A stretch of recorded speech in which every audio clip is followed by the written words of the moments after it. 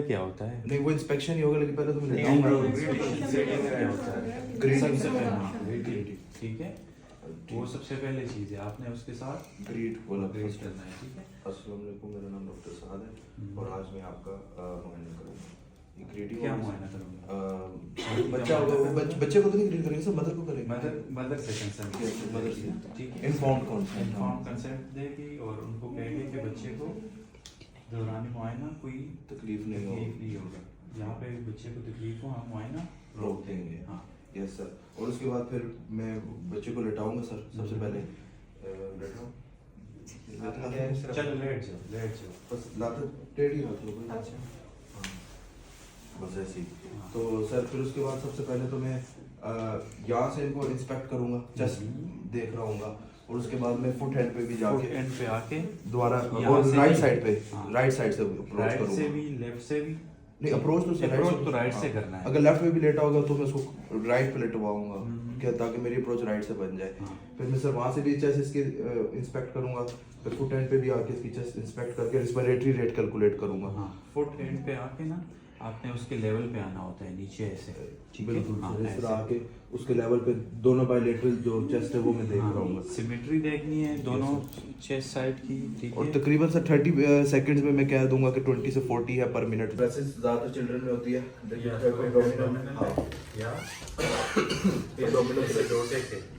ठीक है।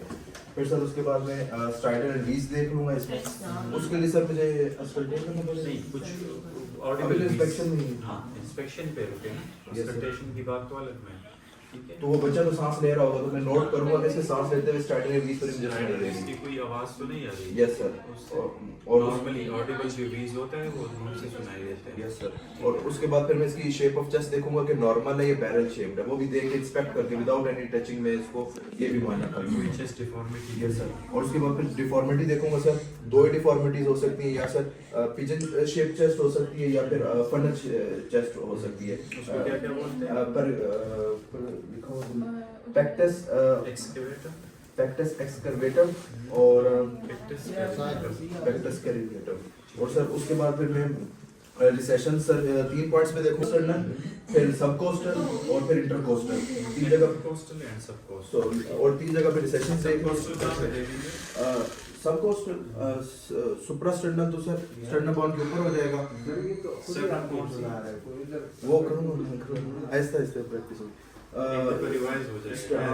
आप बैठ जाओ तब तक, चलो। हाँ बैठ जाओ सर। स्टेर्नम बोन के ऊपर जो होती है वो सुप्रास्टेर्नल रिसेशन होगी यानी डिप्रेशन होगी, और उसके बाद इंटरकोस्टल तो कोस्टल बोन में सुप्रास्टेर्नल ये हो गया। अच्छा सुप्रास्टेर्नल ये दरमियान में डिप्रेशन है। स्टेर्नम बोन की कहां पे है?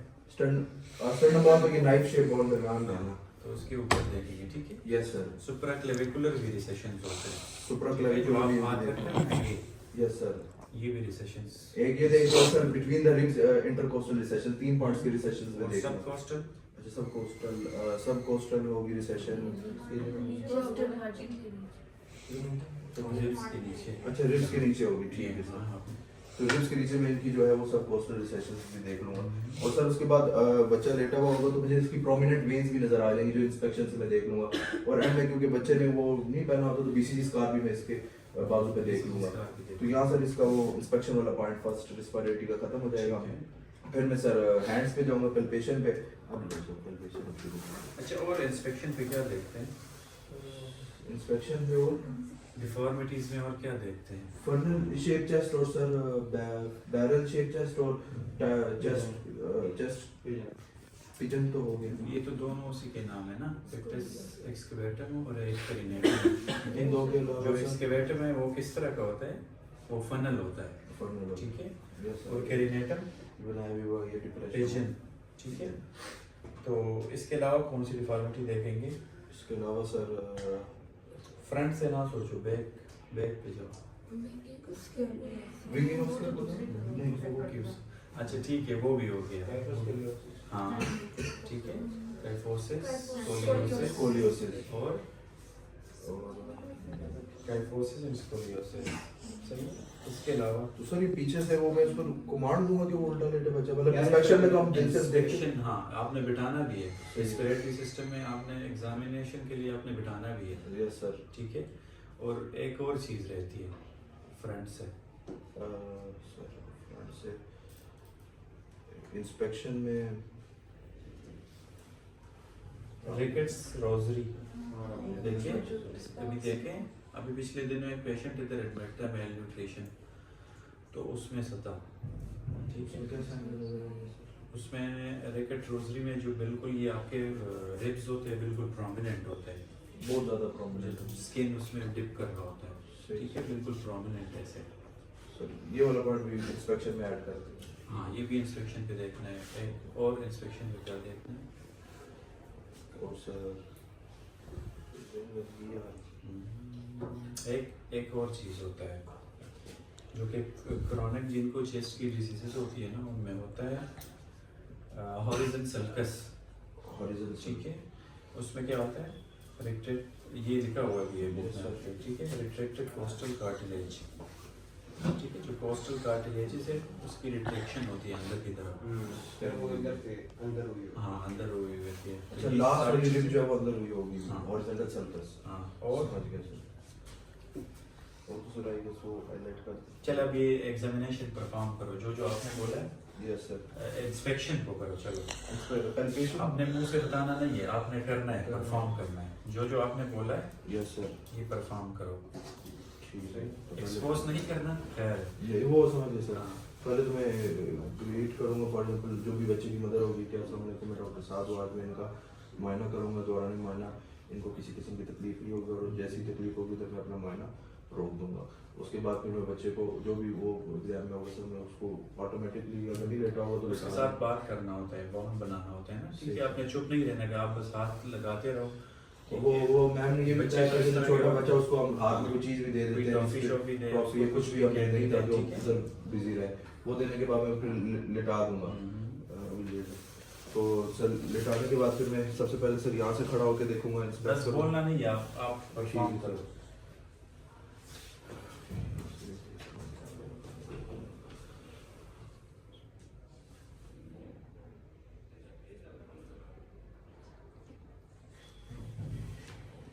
वीडियो बना रहे हैं, बोलने दे हमें पता चलेगा।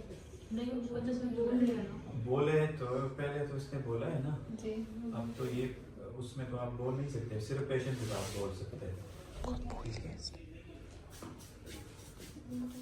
सर इंस्पेक्शन तो होगी क्योंकि वो जो सारे पॉइंट्स वो तो मैंने फौरन देख के फिर बैक से भी देखो, बैक के लिए बैक के लिए मैं बच्चे को एक्सपोज करके उल्टा लेटा के हाँ, वो भी तो इंस्पेक्ट पीछे से खड़ा expose होकर तो आपने पहले से करना होता है ना, Yes, sir. जैसे ही आप कंसेंट ले पेशेंट को आप एक्सपोज करें, और सर बैक भी उसकी मैं देख लूंगा, वहीं से देख के इंस्पेक्शन कंप्लीट होगी सर। सर वो लेटे लेटे करना पड़ेगा या इस तरह बैठाना पड़ेगा? नहीं बिठाना पड़ेगा, हाँ बिठा के पीछे बिठा से के देख पीछे से आप कर लें। सही सर। हाँ अब सर पैल्पेशन पे मैं आऊँगा। हाँ, पर पेशेंट सर पैल्पेशन पे तो सबसे पहले मैं इनकी ट्रैकिया देखूंगा सर, ट्रैकिया की शेप देखने के लिए, शेप देखेंगे, सॉरी शेप की लोकेशन Position पोजीशन देखने के लिए जो सेंट्रल है, सेंटर में वन फिंगर मिडिल फिंगर इधर डालूंगा, दो फिंगर साइड वाले दो डिप्रेशन इधर डाल के मैं इनकी जो है सर ये यहाँ से देख लूंगा कि इनकी ट्रैकिया की जो शेप है वो नॉर्मल है या नहीं सर। वो देखने के बाद में इनका अच्छा पल्पेशन से पहले आपने लाजमी काम करना होता है वो क्या होता है?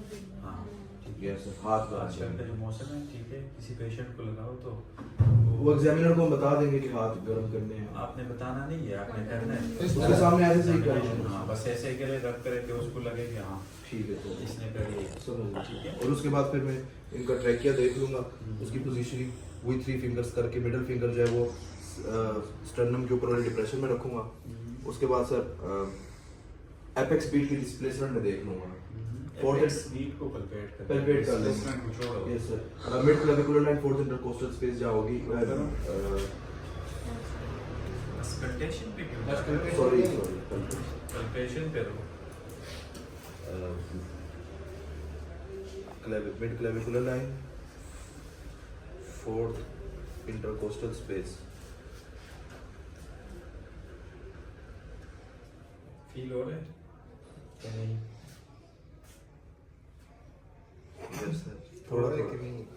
Yes sir. और दूसरा सर इसमें वो मैडम ने ये भी बताया था कि अगर for example fourth intercostal space for example बल्कि चाइल्ड में ना मिल रही हो तो चैट नहीं है ना वैसे सर एग्जाम में तो निपल के फॉर नीचे वाले एरिया पे भी हम रख के एपेक्स बीट का वो एग्जामिनर को बता सकते हैं। यस सर, तो वो हो गया सर। इसके बाद फिर मैं पैल्पेशन में और कौन से एरिया लेबर एक्सपेंशन देखो, वो परकशन पे चेस्ट की एक्सपेंशन देखोगे, वो किस तरह देखोगे? सर जो दोनों हाथ है मैं इनके चेस्ट पे ऐसे रखूंगा, हाँ। ठीक कर है, लो। ऐसे सर पे इन दोनों हाथ इनके चेस्ट पे ऐसे रखूंगा बच्चे की, और फिर मैं इनसे कहूंगा कि ये डीप सांस लें, और फिर मैं अपने वो जो डिस्टेंस है बिटवीन द टू थम्स उनको मेजर करके मैं करके कर देखो। दूंगा। ये लास्ट ट्रिप के नीचे जोर से रखेंगे आप सांस लें अपना, साहब भाई। ये भी निपल के उस पे अच्छा, करना है, निपल। ठीक है? ठीक है और लेते रहें सांस अंदर से पूरा कवर करना है आपने, जी सर। ऐसे करना होगा, ठीक है? ऐसे ताकि आपकी हाथ, ठीक है, इसके चेस्ट पे ही यस सर। और उसको हम कहेंगे कि वो सांस डीप लेता रहे अंदर और बाहर सर। ले फिर सर इसमें वो हम मेजरिंग टेप से नहीं करेंगे? हाँ, मेरी टेप से भी करते हैं वो चेस्ट। वो पल्पेशन वाले में कर सकते, यूज कर सकते हैं सर, क्योंकि पल्पेट तो हैंड ही आता है। ये पल्पेशन में ही आता है, ठीक है? आपने पूरी चेस्ट की वो सर्कमफेरेंस ही लेना है। हैंड से करने के बाद मेजरिंग टेप से भी हम करके बच्चे की वो वो तो सर्कमफेरेंस के लिए हम करते हैं ना, ठीक है? ये तो एक्सपेंशन के लिए हम तो देंगे। इस पर रेडी में फिर सर इसको ना यूज करें फॉर टेस्ट। नहीं कर सकते हैं एक्सपेंशन, पल्पेशन में आप ये कर सकते हैं, आपको पल्पेशन की कमांड मिल जाए आप करो, समझ गया, ठीक है? पल्पेट ये भी आता है उसमें। समझ गया। और अगर बड़ा बच्चा हो यहाँ ना आता हो तो उसका कैसे करेंगे? उसका भी इस तरह करना है, ये जरूरी नहीं है कि आपके हाथ पूरे आ जाए, बस आपने फिक्स करके रखना है, ठीक है? और ये फिंगर्स थम्स आपने इस तरह रखना है, ठीक है? तो उसमें आपको दो ऐसे ही आएगा। आपने ये नोट करना है कि मेरी दोनों जो थंब है वो सेम उसमें हो रही है, एक्सपेंड हो रही है, ठीक है? अगर किसी एक साइड पे कम हो रहा है एक्सपेंशन तो आपको वहाँ पे सस्पिशन होना चाहिए कि यहाँ पे है इसकी, और सर ठीक है? वो फाइंडिंग आपने फिर बताना है कि एंड पे एग्जामिनर को। और सर पल्पेशन हैंड के थ्रू में इनकी टेंडरनेस भी मालूम करूंगा, क्योंकि टेंडरनेस तो नहीं है सर। हाँ। और क्रेपिटस जो है वो ट्रैकिया को सर ऊपर जो ग्रेगलिंग ऑफ साउंड है वो भी मैं नोट डाउन कर लूंगा। क्रेपिटस भी होगी सर। और इसके बाद वोकल फ्रेमिटस पे हो। वोकल फ्रेमिटस तो सर वो अस्कल्टेशन में नहीं आ नहीं वो इधर भी लिखा हुआ है वैसे, उसमें भी लिखा हुआ। वोकल फ्रेमिटस ये कि मैं इनको कोई कमांड दूंगा 1 1 1 या 1 2 3 बोले, और उस दौरान मैं इनके चेस्ट पे हाथ रखता हुआ देख रहा हूँ कोई एब्नॉर्मल साउंड मुझे वाइब्रेशन तो नहीं फील हो रही, क्योंकि अभी तो मैं बाय हैंड पल्पेट कर रहा हूँ सर। पहले से ऐसे ही है तो मेरे को अच्छा, फ्रेमिटस को कैसे देखोगे फिर? वो आपने ऐसे हाथ रखने होते हैं, ठीक है? बिटवीन इंटरकोस्टल स्पेसेस, ठीक है? यहाँ पे रिब्स ऐसे आए होते हैं ना, यस सर, ठीक है? तो इस तरफ फिर ऐसे आए होते हैं, यस सर, ठीक है? ऐसे फिर ऐसे, यस ठीक है? तो आपने इंटरकोस्टल स्पेस को लोकेट करके, ठीक है, हाथ रखने हैं 1 1 1 1 1 1। फिर आपने इस तरफ ऐसे या रखना है या ऐसे रखना है, सही सर। जैसे आप इजी हो, 1 ठीक है? 1 1। हाँ, ऐसे। और फिर दूसरे तीसरे, तो एक साइड से दूसरे को कंपेयर करना होता है, Yes, sir. ठीक है? ऐसे 3 दफा कर लिए 4 दफा हो गए। हाँ, 1 1 1 1 1 1 1 1 ऐसे। 1 इस हाँ, तरह से। 4 टाइम्स इन अ रो कर लिए दोनों तरफ से कंपैरिजन करके। पूरी चेस्ट को करनी है, और इसको दो ये भी फ्रंट और बैक दोनों से करना है। बैक में सर स्कैपुला बोन के नीचे नीचे स्केपुला करना के है। नीचे या उसके, हाँ, स्केपुला के नीचे ही होता है। वो बच्चे को भी हम ऐसे ही बिठाएंगे पीछे से, बिठाएंगे, और हाँ। स्कैपुला बोन के नीचे से हाथ। हाँ, आप वन पे इस तरह कर लिया करें, ठीक है? या आपने फ्रंट का सारा कर लिया, यस सर। ठीक है? तो आप ये ना हो कि दोबारा आप बच्चे की बैग देके और फिर दोबारा फ्रंट पे फिर उसको बिठाएं। एक ही दफा में सारे बैक कर एक ही दफे में करें फ्रंट, ठीक है? आप फ्रंट आपका हो जाए तो फिर एक दफा आप बच्चे को बिठाएं, Yes, sir. तो फिर पीछे से आप करें, Yes, sir. ठीक है? ताकि दोबारा आप उसको ना कहें कि यार लेट जाओ दोबारा। Yes, sir. बच्चे तो इरिटेट होते हैं, Yes, sir. जल्दी वो रोने लगते हैं। तो सर इधर हमारा जो सेकंड स्टेप था सर वो परकशन का कंप्लीट हो गया। पैल्पेशन का सॉरी कंप्लीट हो गया। अब परकशन थर्ड स्टेप आ रहा है सर। परकशन में सर लिवर का राइट हाइपोकॉन्ड्रियम में लिखा हुआ था सर, इसको हम वो परकस करेंगे। तो ये इनका एपिगैस्ट्रिक रीजन है, ये इनका राइट हाइपोकॉन्ड्रियम रीजन है। तो परकशन में सर हम ऐसे ही करेंगे ऊपर से आओ, ऊपर अच्छा हाँ, right side of the chest से ऊपर से आओ, परकस करते हैं इंटरकोस्टल स्पेसेस में। आपको और सर कंपैरिजन करूंगा ना 1 1 पहले इस इंटरकोस्टल स्पेस लेवर तो राइट साइड पे होते हैं, हाँ उसके लिए तो नहीं करूंगा। तो आपने वर्टिकली कंपेयर करना होता है कि कहाँ पे डल है, कहाँ पे रेजोनेंट है। सही जोर से करो परकस, हाँ